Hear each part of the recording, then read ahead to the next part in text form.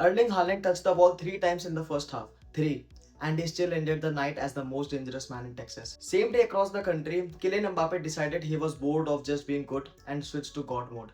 Two strikers, zero mercy, let's go. Round of 32, two knockout games, same story underneath. Favorites who couldn't be denied. Ivory Coast versus Norway in Dallas. Norway have never won a World Cup knockout match in their history. Not once. Ivory Coast has Yan Diomande, the name everyone's hyped all summer, and the shot at a real run. Same day in New Jersey, France against Sweden. Sweden didn't win a single group game to get here. France are reigning finalists with a perfect record and a captain quietly rewriting the scoring charts. This should have been comfortable. What actually happened was a demolition. And we are getting to the exact minute it turned. Dallas first. Ivory Coast are the better side, forcing Norway back, missing chances they should score. Then 39th minute, against the run of play, Odegaard finds Nusa, who curls one into the top corner. Norway lead undeserved. Second half, Ivory Coast keep pushing and in the 74th minute, sub Diallo drives at goal and scores a proper solo effort 1-1. Dream alive. Then, this is the part that hurts if you are Ivorian. 86th minute, Bob finds Berg. Berg squares it to a striker standing completely unmarked. Haaland doesn't even think. Tap in 2-1. First knockout win in Norwegian history and he barely broke a sweat. Now MetLife Stadium. France don't waste time. Mbappé has a goal chalked off for offside inside 20 minutes. That's how quickly they are camped in Sweden's box. He scuffs a one-on-one into the post minutes later. You think, is this a finishing night gone wrong? It is not. Mbappé opens the scoring before halftime. Barcola makes it 2 in the 53rd off an Olise assist. Then the 74th minute, Olise again. Mbappé finishing on the run, 3-0, full stop.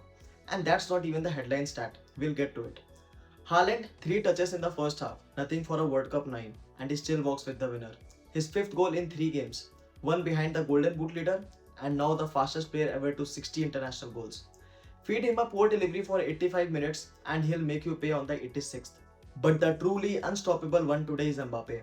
A brace, a disallowed goal, a post, dangerous in every French move for 90 minutes. 18 World Cup goals now, one behind the all-time record, and a new record for most goals in the World Cup knockout history. One striker who waited, one who never stopped coming. Brutal number for Ivory Coast. 14 shots and by expected goals they should have scored twice over. 14 shots, 1 goal. That stops being bad luck and starts being a pattern. Diomande, the guy everyone built up, faded as the game wore on. And that's the serve we teased. Diallo came off the bench and outplayed most of the starters. Says everything about the selection. Sweden's problem was simpler, outclassed everywhere. Keeper ZS Strom made 9 saves just to keep it respectable. Without him, it's not 3-0, it's an embarrassment. Norway's whole identity is delaying gratification until Haaland's in the box, absorb, survive, touch the one moment of service. It nearly wasn't enough here. Next up, Brazil, Sunday, a serious step up in class. France story is different. Total control from minute 1. Not one moment carrying them. Olise's 5 assists this tournament are the most by any player at a men's World Cup since 1994.